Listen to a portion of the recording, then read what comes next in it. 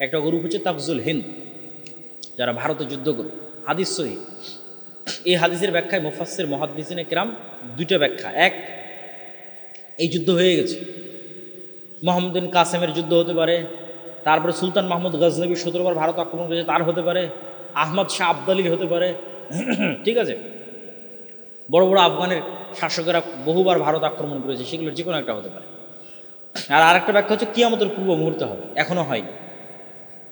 তো যেটাই হোক, এই যুদ্ধের এরকম একটা যুদ্ধের ফজিলত আছে, সেটা অতীতে হয়ে থাকুক আর ভবিষ্যতেও। আমার স্ত্রী পড়তে চায়, এক্ষেত্রে আমি কোথায় পড়াবো? মহিলাদের জন্য জামিয়া থেকে কোনো প্রশিক্ষণের ব্যবস্থা আছে? প্রথমত, যেগুলো দিনী মহিলা মাদ্রাসা আছে সেগুলোতে এরকম সিস্টেম আমার জানা নাই যে বিবাহিতদের আবাসিক থেকে পড়াশোনার ব্যবস্থা, এরকম কোনো সিস্টেম আছে কিনা আমার জানা।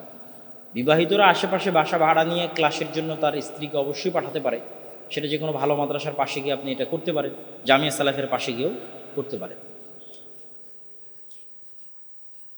অ্যালকোহল মুক্ত বডি স্প্রে ব্যবহার করে নামাজ পড়া যাবে কি? যেহেতু আপনি বলেই দিয়েছেন অ্যালকোহল মুক্ত, সেহেতু তো সমস্যা নাই। দুনিয়ার জীবনে কোন আমল করলে মরণের পর কবরের আযাব থেকে মুক্তি পাওয়া যাবে? সূরা মুলক তেলাওয়াত করার যে বিষয়টা আছে, এটার হাদিস হাসান সূত্রে প্রমাণিত। সূরা মুলক তেলাওয়াত করতে পারেন।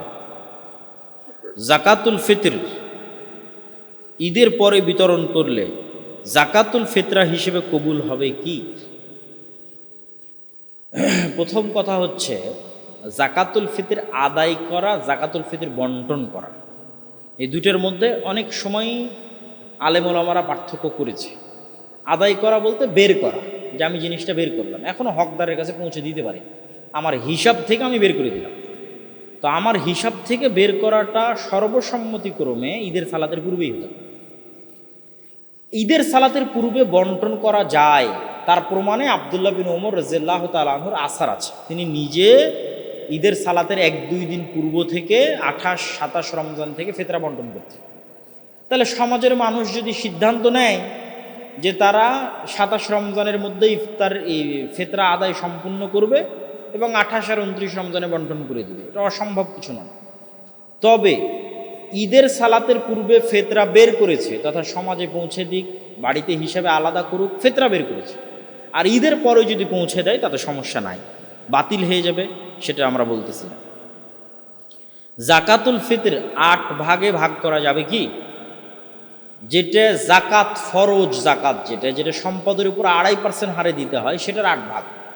আর যেটা ফিতরা জাকাতুল ফিতর, যেটার জন্য নিসাব পরিমাণ সম্পদের মালিক হতে হয় না, জাকাত আদায়ের জন্য নিসাব পরিমাণ সম্পদের মালিক হতে হয়, ফিতরা আদায়ের জন্য নিসাব পরিমাণ সম্পদের মালিক হতে হয় না।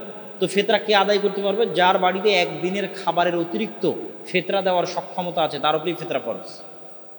বাড়িতে একদিনের খাবার আছে, তার অতিরিক্ত ফিতরা আদায় করার মতো বাড়িতে খাবার আছে, তো এর উপর ফিতরা ফরজ।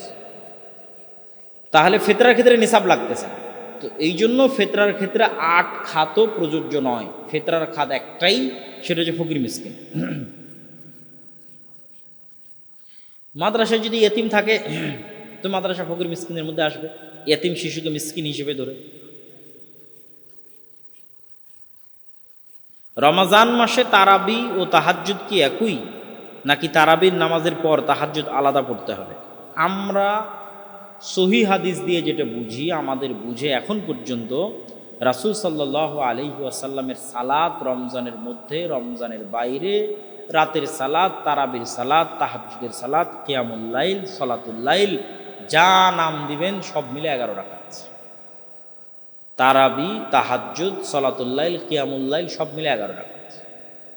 রাসূল সাল্লাল্লাহু আলাইহি ওয়াসাল্লামের সালাতের কোয়ালিটি ছিল ভালো, রাকাত বেশি না। এক রাকাতের কোয়ালিটি ছিল এরকম যে সিজদা সূরা নিসার সমান, রুকু সূরা আলে ইমরানের সমান, আর তেলাওয়াত সূরা বাকারার সমান। তাহলে আপনি এখন 2 রাকাত সালাত এভাবে একবার আদায় করে দেখেন, তারপরে বলেন 11 রাকাত সালাত আদায়, এভাবে আদায় করার পর আর কি সালাত আদায় করা যাবে? আর তো সালাত আদায় করা সম্ভব নয়। সুতরাং এইটার আমরা বহুদিন থেকে বলে আসছি, তারাবি, তাহাজ্জুদ, সালাতুল লাইল, কিয়ামুল লাইল সব 11 রাকাত। রাকাত বেশি করার দরকার নেই, কোয়ালিটি বাড়া। সিজদা লম্বা করেন, রুকু লম্বা করেন, সালাতের তেলাওয়াত লম্বা করেন। রাত শেষ হয়ে যাবে 11 রাকাত সালাত। বক্তব্য শেষ করি, সবাই বৈঠক শেষের দোয়া পড়ি। আর কিছু বলবেন না? সুবহানাকা আল্লাহুম্মা ওয়া বিহামদিকা আশহাদু আল্লা ইলাহা ইল্লা আনতা আস্তাগফিরুকা ওয়া আতুবু ইলাইক। এই হচ্ছে গণতন্ত্রের সবচেয়ে বড় রহস্য, যে গণতন্ত্রের নামে 16 বছর জুলুম করা যায়, আবার গণতন্ত্রের নামে নির্বাচনের নামে সবচেয়ে যোগ্য ব্যক্তিকে সরিয়ে ফেলার দাবিও করা যায়। দেশ পরিচালনার যোগ্য ব্যক্তিকে গণতন্ত্রের নামেই সরানো যায়, আর গণতন্ত্রের নামেই 16 বছর দেশে জুলুম করা যায়। এই জন্য গণতন্ত্র পৃথিবীর সবচেয়ে ব্যর্থ সিস্টেম, সবচেয়ে অযোগ্য, অকেজ, অচল সিস্টেম পৃথিবী পরিচালনার, তার নাম গণতন্ত্র। যতদিন মুসলমানের এই গণতন্ত্রের সাথে থাকবে ততদিন গোলাম হয়ে থাকতে হবে। কেন? গণতন্ত্র নিজেই গোলামি শিক্ষা দেয়। গণতন্ত্র কিভাবে গোলামি শিক্ষা দেয়? আমি বলেছি গোলামের নেচার কি? গোলামের নেচার মিথ্যা বলা, ধোকা দেওয়া, দুর্নীতি করা। তো গণতন্ত্র করলে তো ধোকা, মিথ্যা, দুর্নীতি না করলে তো গণতন্ত্র চলবে না। তাহলে গোলামির কালচার অব্যাহত রাখার জন্য কি রাখা লাগবে? গণতন্ত্র রাখা লাগবে, যাতে মুসলমানদের মধ্যে কিসের কালচার অব্যাহত থাকে? গোলামির কালচার অব্যাহত। একটাও যাতে আত্মমর্যাদা সম্পূর্ণ, মাজা সোজাওয়ালা, ব্যক্তিত্ব সম্পূর্ণ, সত্যবাদী, ন্যায়পরায়ণ একটা সন্তানেরও যাতে জন্ম না হয়, এই জন্য এদের গণতন্ত্র এদের উপর চাপিয়ে দাও। সব মিথ্যা বলবে, মিথ্যা বলা শিখবে, ধোকা দেওয়া শিখবে, দুর্নীতি করা শিখবে, গোলাম হবে। এই কালচার কন্টিনিউ রাখবে, অব্যাহত রাখবে হচ্ছে গণতন্ত্র। সম্মানিত উপস্থিত, যেখান থেকে এই জায়গায় আসলাম সেটা হচ্ছে মসজিদকে শক্তিশালী করতে হবে। মসজিদ শক্তিশালী হলে, মসজিদ অন্যায়ের বিরুদ্ধে আওয়াজ উঠালে, একটা স্থানীয় মেম্বার চেয়ারম্যানের চাইতে মসজিদের যোগ্য ব্যক্তির ক্ষমতা বেশি থাকে। এটা অস্বাভাবিক কিছু নয়, শুধু ন্যায়, নিষ্ঠা, ইনসাফের সাথে, আত্মমর্যাদা, আত্মসম্মানের সাথে অন্যায়ের বিরুদ্ধে আওয়াজ উঠে, যে কোনো অন্যায়। আল আমরু বিল মারুফ ওয়ান নাহি আনিল মুনকার। আর মসজিদ শক্তিশালী করার 1 নম্বর প্রজেক্ট হচ্ছে মক্তব, মসজিদ শিক্ষার কাজ চালু করা, মসজিদে লাইব্রেরি চালু করা। এবং আরও একটা প্রজেক্ট আমরা নতুন নিয়ে আসছি, মসজিদ কেন্দ্রিকই সেটা চলবে, সেটা হচ্ছে করজে হাসানা। আমাদের এটা ওই সমস্ত মসজিদেই চলবে যে সমস্ত মসজিদ আমাদের থেকে ট্রেনিং নিয়ে মসজিদগুলোতে মক্তব পরিচালিত হচ্ছে, সেই মসজিদগুলোতেই এই করজে হাসানা প্রজেক্ট চলবে। করজে হাসানা প্রজেক্টটাও মসজিদকে শক্তিশালী করার একটা মাধ্যম।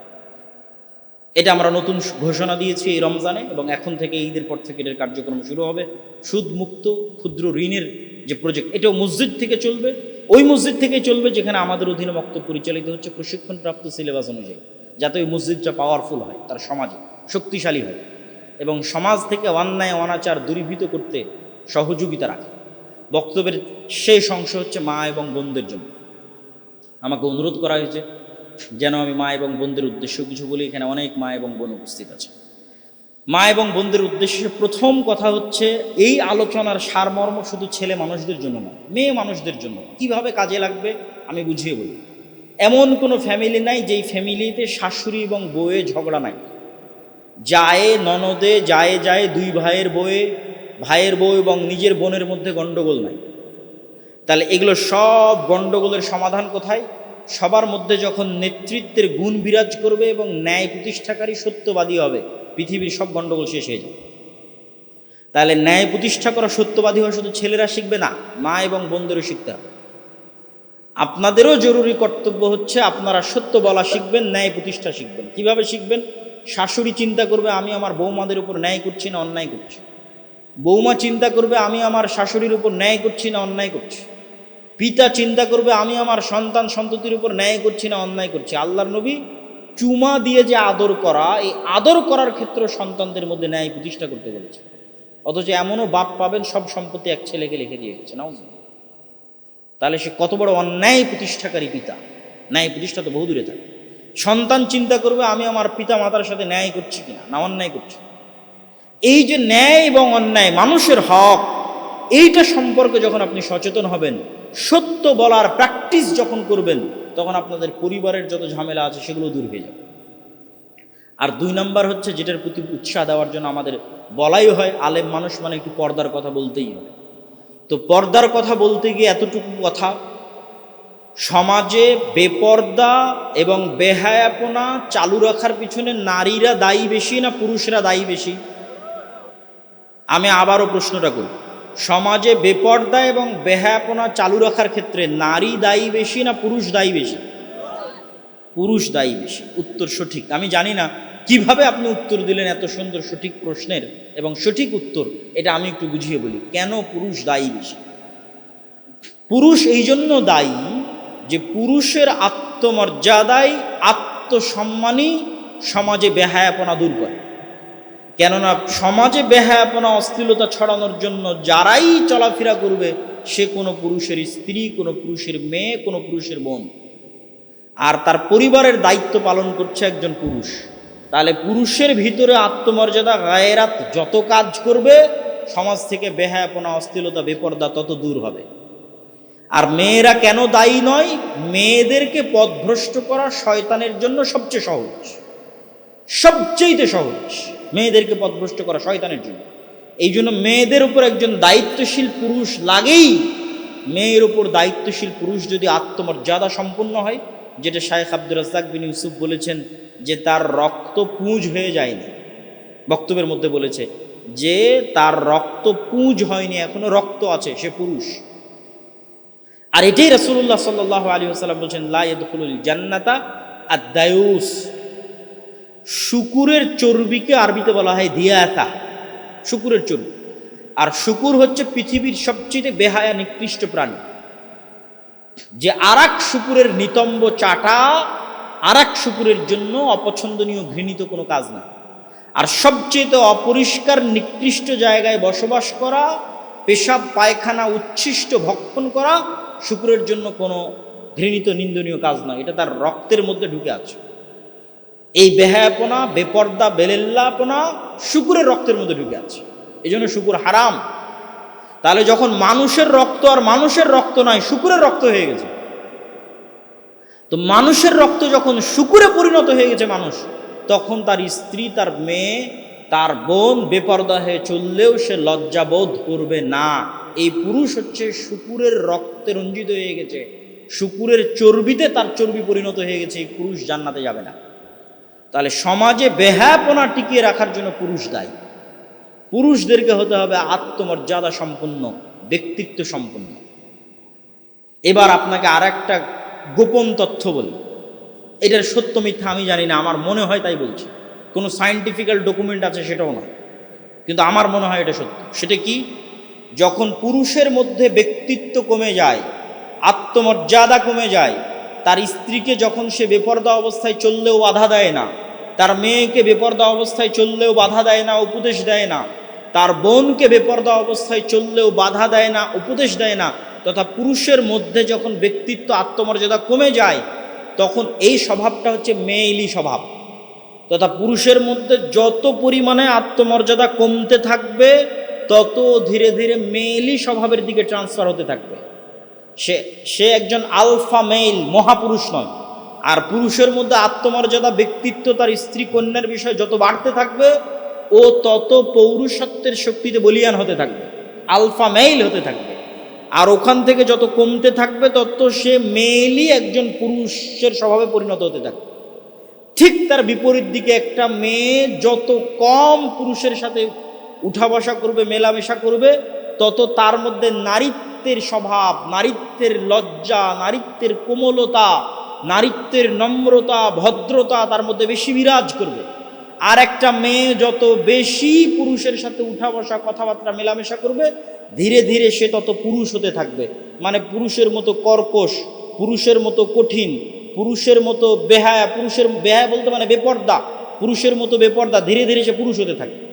এবার এই দুটোর কম্বিনেশন যখন মিলবে, তথা এমন একজন পুরুষ যে আসলে পুরুষ নয়, মেয়েলি স্বভাবের অধিকারী, সে বিবাহ করেছে এমন একজন মেয়েকে যে আসলে মেয়ে নয়, মানে তার মধ্যে নারীত্বের কোমলতা নাই, নারীত্বের নম্রতা নাই, নারীত্বের লজ্জা নাই, সে প্রচুর পরিমাণে পুরুষের সাথে মেলামেশা করেছে, উঠা বসা করেছে, তাহলে ও তো ধীরে ধীরে পুরুষের স্বভাবে চরিত্রবান হয়েছে।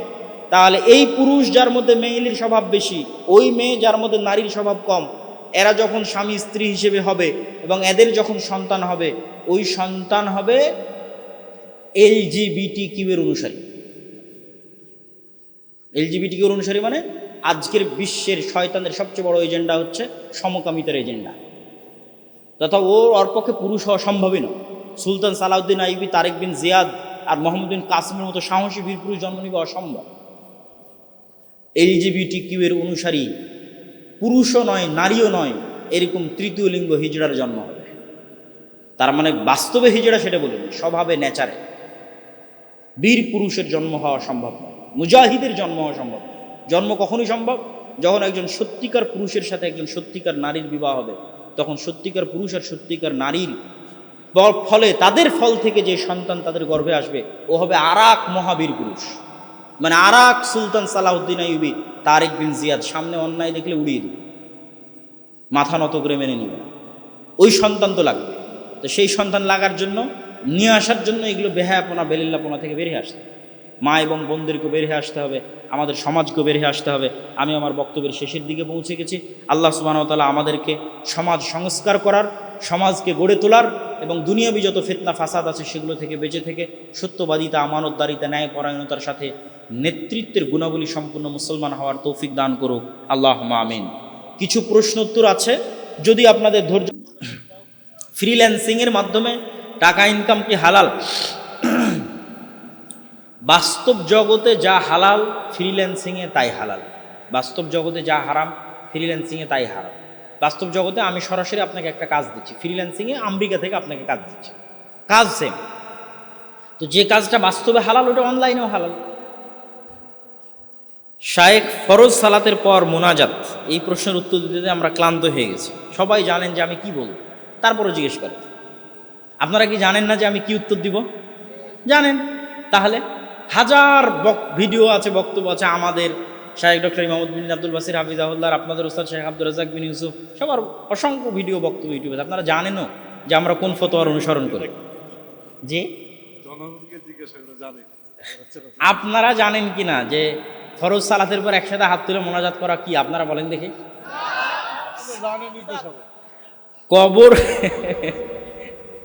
কবর জিয়ারতের সময় কবরের পাশে গেলে কবর পাশে কি বুঝতে পারে বা শুনতে পারে? সরাসরি এই বিষয়ে আমার জানা নাই। রাসূল সাল্লাল্লাহু আলাইহি সাল্লামের একটা হাদিস যে যখন কবরবাসীকে কবরে রেখে ফিরে আসা হয়, তখন কবরবাসী ফিরে আসা ব্যক্তিদের পায়ের জুতার আওয়াজ শুনতে পায়। এই হাদিস সহিহ। কিন্তু প্রত্যেকবার যখন আমি কবরের পাশে যাচ্ছি তখন সেই কবরবাসী জানতে পারছে, এরকম কোনো দলিল আপনার কি জানা আছে? এরকম কোনো বিষয়, এরকম কোনো বিষয় আমার জানা নেই। তবে রাসূল সাল্লাল্লাহু আলাইহি ওয়াসাল্লামকে যতবার দরুদ পাঠ করা হয় ততবার রাসূল সাল্লাল্লাহু আলাইহি ওয়াসাল্লামের বাক্য হচ্ছে ফেরেশতা সেই দরুদ রাসূল সাল্লাল্লাহু আলাইহি ওয়াসাল্লামের কাছে পেশ করে। জনৈক আলেম বলেছেন যে রাসূলুল্লাহ সাল্লাল্লাহু আলাইহি ওয়াসাল্লামকে মুহাম্মদ সাল্লাল্লাহু আলাইহি ওয়াসাল্লাম বলা গুনাহ, কারণ মহান আল্লাহ কোরআনে কোথাও মুহাম্মদ বলে সম্বোধন করেননি। ওমা কানা মুহাম্মাদুন আবা আহাদিম মির রিজালিকুম, এখানে আল্লাহ সুবহানাহু ওয়া তাআলা মুহাম্মদ সাল্লাল্লাহু আলাইহি সাল্লামকে মুহাম্মদ হিসেবেই সম্বোধন করেছেন পবিত্র কোরআনে। আমরা 4 ভাই, 2 ভাই আলাদা হয়ে আছে, পিতামাতা উভয়কে দেখাশোনা করে। এখন বাবা জমি কিনে ছোট 2 ছেলের নামে লিখে দেয়। এই কাজটি কি বাবার ঠিক হচ্ছে? আমরা 4 ভাই, 2 ভাই আলাদা হয়ে আছে, পিতামাতা উভয়কে দেখাশোনা করে। এখন বাবা জমি কিনে মোট 2 ছেলের নামে লিখে দেয়। বাবা যদি তার নিজের সম্পত্তি দিয়ে জমি কিনে, ছেলেদের ইনকাম দিয়ে নয়, নিজের ইনকাম দিয়ে জমি কিনে এবং সেই জমি আলাদা 2 জন ছেলেকে লিখে দেয় এবং অন্য ওয়ারিসদের বঞ্চিত করে, তাহলে এটা ঠিক হচ্ছে না। বাবা কি করতে পারে জানেন? বাবা হচ্ছে প্রয়োজন অনুযায়ী সন্তানের পিছনে খরচ করতে পারে, তাতে এক এক সন্তানের প্রয়োজন কম বেশি হতে পারে। এক বাপের এক ছেলে এখন অক্সফোর্ড পড়তে গেছে, তার পিছনে 10 লক্ষ টাকা খরচ হবে। আর একজন পড়াশোনা কিছু করেনি, গ্রামে কৃষি কাজ করে, তো ওর পিছনে আর কত খরচ হবে? তো প্রয়োজন অনুযায়ী বাবা তার সন্তানদের পিছনে খরচ করতে পারে। প্রয়োজন অনুযায়ী সন্তানের পিছনে প্রয়োজন অনুযায়ী খরচ করছে না, স্থায়ী সম্পদ তৈরি করে দিচ্ছে, সেখানে সন্তান সন্ততির মধ্যে বৈষম্য করতেছে। আবার ওই সম্পদ গড়াতে ওই সন্তানের কোনো অবদান নাই। দেখা যাচ্ছে আমি ইনকাম করে আমার বাপকে টাকা দিলাম যে বাবা এই যে আমার ইনকাম, কারণ আমার ইনকাম দিয়ে আমার বাপ হয়তো আমাকে জমি কিনে দিচ্ছে, সেটা সমস্যা নেই। কিন্তু আমার বাপ তার নিজের ইনকাম দিয়ে জমি কিনে দিয়ে অন্য ওয়ারিসদের বঞ্চিত করবে, এটা অন্যায়। আমার পরিবারের মাধ্যমে মধ্যম শ্রেণীর, কিন্তু আমার বাবা আমার মাকে মাঠে বা জমিতে কাজ করিয়ে নেয়, যেমন মটর মসুরি সরিষা তুলিয়ে নেয়। এখন আমার মায়ের করণীয় কি? পরিবারকে পর্দার সাথে রাখতে টাকা লাগে। আল্লাহর নবী এমনি বলেননি, বা শায়েখ আব্দুর রাজ্জাক বিন ইউসুফ বক্তব্য এমনি বলেননি যে বিবাহ করতে কয়টা জিনিস লাগে। তো বিবাহ করতে ওই স্ত্রীকে পর্দা করাতে পারবে এরকম বাড়ি থাকা লাগে, এবং তিনি বলেছেন চট ছালা দিয়ে হলেও সেই বাড়ির দরজা থাকা লাগে। এবং দরজার বর্ণনা দিতে গিয়ে আবু হুরায়রা রাদিয়াল্লাহু তাআলা আনহুর মায়ের একটা লম্বা হাদিস তিনি বক্তব্যে শোনান। তাহলে পুরুষ হতে হলে, বিবাহের উপযুক্ত হতে হলে বউকে পর্দায় রাখতে হবে। আর যে বউকে পর্দায় রাখতে পারবে না, আর বিয়ে করা ঠিক হয়েছে, আর বিয়ে করা ঠিক হয়েছে। তাহলে আপনার আব্বা যদি আপনার আম্মাকে পর্দার সুযোগ না করে দিতে পারে, তাহলে আপনার আব্বার বিবাহ করা ঠিক হয়নি। আমার বাবা ব্যাংক থেকে টাকা তুলে জমি কিনে, কিন্তু সেই জমির অংশীদার ছেলে মেয়ে। তবে এই জমি বাবার মৃত্যুর পর ছেলে মেয়েদের ভাগ করা কি শরীয়ত সম্মত হবে? প্রথম কথা হচ্ছে, ব্যাংকে যদি এখনো লোন থেকে থাকে, তাহলে কোনো মৃত ব্যক্তি মারা গেলে ফারাইজের নিয়ম, যে ধরেন একটা মৃত ব্যক্তি মারা গেছে, তা আমরা মনে করি মৃত ব্যক্তি মারা গেলেই মনে হয় সম্পত্তি বন্টন হয়ে যাবে। না, রাসূল সাল্লাল্লাহু আলাইহি সাল্লামের কোরআন হাদিস ইসলামে শরীয়তভাবে বলেন, একটা মৃত ব্যক্তি মারা গেলে সবার আগে ওর যা সম্পত্তি আছে সেই সম্পত্তি দেওয়ার কাফন দাফন হতে হবে। 2 নাম্বার, সবার আগে ওর নামে যা লোন আছে সব লোন পরিশোধ করতে হবে, সম্পত্তি বন্টন আরো পরে। 3 নাম্বার, যা ওসিয়ত করে গেছে 1/3 সম্পত্তি যদি বাকি থাকে, কিছু সম্পত্তি যদি বাকি থাকে, তার 1/3 দিয়ে ওসিয়ত পূরণ করবে। তাহলে এখন ধরেন লোন বাপের এত বেশি যে সব সম্পত্তিতে লোন পরিশোধ করতে গেলে সব সম্পত্তি শেষ হয়ে গেল, তখন আপনি লোন পরিশোধ করবেন না সম্পত্তি ভাগ করবেন? বলেন, লোন পরিশোধ করতে হবে।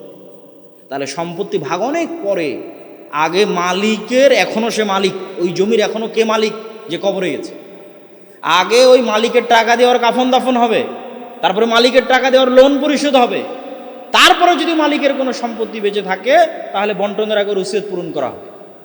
ওসিয়ত পূরণ করার পর এখন তোমরা ভাগ বাটোয়ারা করো। তাহলে আপনার বাবা ব্যাংক থেকে টাকা নিয়ে জমি কিনেছে, মানে ব্যাংকে লোন আছে, তাহলে আগে ব্যাংকের লোন পরিশোধ করতে হবে। লোন পরিশোধের পরেও যদি জমি থাকে, তাহলে সেই জমি আপনারা ভাইয়েরা যেভাবে ইসলামী শরীয়তের বিধান আছে সেভাবে বন্টন করে নিতে পারে। ভাই, আপনাকে আল্লাহ সুবহানাহু ওয়া তাআলার জন্য ভালোবাসি। আমার পিতাকে জাকাতের কথা বলি, কিন্তু তিনি জাকাত দিতে নারাজ। আজকের আলোচনায় একটু হলো আমি জাকাতের কথা বলেছি, যে সালাত যেমন ফরজ, জাকাত তেমনই ফরজ, এবং ইসলামী শাসন ব্যবস্থা থাকলে পিটিয়ে জাকাত আদায় করা হবে। জাকাত থেকে বাঁচার কোনো সুযোগ নাই। জাকাতের সম্পদের মালিক আপনি না। জাকাতের সম্পদ কেউ যদি পৃথিবীতে না নেওয়ার থাকে, তাহলে ডাস্টবিনে ফেলে দিয়ে আসতে হবে, তবুও ওই সম্পদ বাড়িতে রাখা যাবে। জাকাতের সম্পদ বাড়িতে বিষাক্ত সাপ থাকার চাইতে ভয়ঙ্কর। আর জাকাত অনাদায়ের ক্ষেত্রে আল্লাহ কি পরিমাণ ঠাট্টা করেছে তা যদি জানতেন, আল্লাহ জাকাত অনাদায়ের ক্ষেত্রে কোরআনে 2টা ঠাট্টার শব্দ ব্যবহার করেছে। বলেছে ফাবাশশিরহুম বিআযাবিন আলিম, জাকাত যারা দেয় না এদেরকে বিশাল সুসংবাদ দাও। কিসের সুসংবাদ? কঠিন শাস্তির সুসংবাদ দাও। শাস্তির আবার সুসংবাদ হয় না, শাস্তির সুসংবাদ হয়। তাহলে আল্লাহ ঠাট্টা করছে যারা জাকাত দেয় না ওদের সুসংবাদ দিয়ে আসো। কিসের সুসংবাদ? কঠিন শাস্তির সুসংবাদ। 2 নাম্বার কি ঠাট্টা করছে আল্লাহ জানেন? আল্লাহ 2 নাম্বার ঠাট্টা করছে, যে সম্পদের জাকাত দেয়নি ওকে ওই স্টাইলে শাস্তি দেওয়া হবে। ধরেন যে স্বর্ণরূপার জাকাত দেয়নি ওকে স্বর্ণরূপা ছ্যাঁক দিয়ে পিঠে লাগানো হবে। যে টাকা পয়সার জাকাত দেয়নি ওকে ওর টাকা পয়সা সাপ হিসেবে ওকে ছবল দেবে। যে গরু ছাগলের জাকাত দেয়নি গরু ছাগল ওকে কিয়ামতের দিন পা দিয়ে মারাবে, শিং দিয়ে গুতাবে। তো এই প্রত্যেকটা ছবল, প্রত্যেকটা পা দিয়ে মারানো, আর এই যে স্বর্ণরূপা দিয়ে ছ্যাঁক দেওয়া, এই প্রত্যেকটা সময় ওকে বলা হবে কেমন মজা লাগে, স্বাদ আস্বাদন করো। এটা ওই টাকা যে টাকার জাকাত দেওনি। ফাজুকু মা কানাজতুম, যেটা তুমি জমা রেখেছিলে দুনিয়াতে, সেই জমা রাখা টাকার আজকের এই জিনিসটা কেমন মজা দেখো। তো জুকু শব্দটা আরবিতে খুব সুস্বাদু খাবারের ক্ষেত্রে ব্যবহার হয়। তথা কালাই রুটি দিয়ে হাঁসের গোস্ত খুব সুন্দর করে রান্না করার পর আপনি মেহমানকে বলছেন কেমন স্বাদ ভাই, তো আলহামদুলিল্লাহ খুব স্বাদ। তখন আল্লাহ ওই স্বাদের কথাটা বলতেছে, এই যে এখন তোমাকে আমি স্বর্ণ রূপা দিয়ে ছ্যাঁক দিচ্ছি, কেমন স্বাদ বলো তো, স্বাদটা কেমন বলো। এটা ওই টাকার মজা যেই টাকার তুমি জাকাত দাওনি। মজাটা কেমন? আল্লাহ ঠাট্টা করছে। ওয়াল্লাহি আল্লাহর কোরআনের আয়াতের অনুবাদ করছে। এক আয়াতের মধ্যে আল্লাহ 2 বার ঠাট্টা করেছে। একবার ওদেরকে সুসংবাদ দাও, মাইকিং করে সুসংবাদ দাও যে তোমাদের জন্য সুসংবাদ আছে কিয়ামতের মাঠে, কঠিন শাস্তির সুসংবাদ। 2 নাম্বার কি? মজাটা কেমন লাগে, স্বাদ কেমন। বাধ্য হয়ে কি ফিতরা টাকা দিয়ে আদায় করা যাবে? বাধ্য মানে কি? বাধ্য মানে জীবন চলে যাচ্ছে সেই বাধ্য, তাহলে যাবে। মানে এমন বাধ্য যে এখন টাকা দিয়ে ফেতরা না দিলে মানুষ মেরে ফেলে দিবে। হতে পারে না? পারে না? পারে। তাহলে হতে পারে। আর যদি জীবন আছে, আর যে কোনো বাধ্যবাধকতার সামনে মাথা নত করার সুযোগ নাই। এইটাতে এমন বাধ্যবাধকতা নয় যে বাধ্যবাধকতাতে জীবন চলে যাবে। সবার কথা রক্ষা করতে হবে, কিন্তু আল্লাহ সুবহানাহু ওয়া তাআলার আদেশ নিষেধ বাস্তবায়নের পরে। লা তাআতা লিমাখলুকিন ফি মাসিয়াতিল খালিক। লা তাআতা লিমাখলুকিন, আল্লাহর সৃষ্টিজীবের কোনো আনুগত্য নাই। সৃষ্টিজীব যদি বাপ মা হয়, প্রধানমন্ত্রী হয়, উপজেলার চেয়ারম্যান হয়, তো সৃষ্টিজীব কার? সৃষ্টিজীব আল্লাহর। বাপ মাও আল্লাহর সৃষ্টি। তো আল্লাহর সৃষ্টির কোনো আনুগত্য নাই আল্লাহর অবাধ্য হয়ে। সৃষ্টিকর্তার অবাধ্য হয়ে সৃষ্টিজীবের কোনো আনুগত্য চলবে না। তাহলে সৃষ্টিজীবের আনুগত্য কখন চলবে? বাপ মায়ের আনুগত্য করতে হবে, আপনি করতে বাধ্য। যখন সৃষ্টিকর্তার আনুগত্য হবে তখন, সৃষ্টিকর্তার আনুগত্য হবে তখন। গাজওয়াতুল হিন্দের যুদ্ধ হবে নাকি হয়ে গেছে? ইসাবাতানে তানজু মিনান নার, আমার উম্মতের দুইটা গ্রুপ জাহান্নাম থেকে মুক্তি পাবে।